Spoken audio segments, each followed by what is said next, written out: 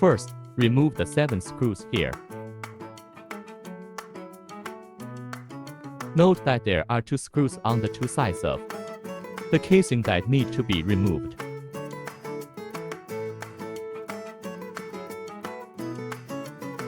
After all the screws are removed, we can take off the outer casing.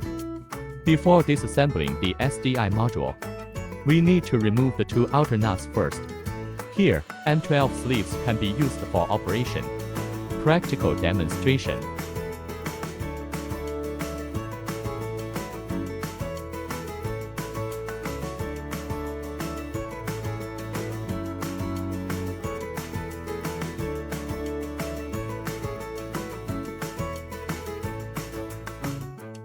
After replacing the module, we have installed the casing and conducted a power-on test.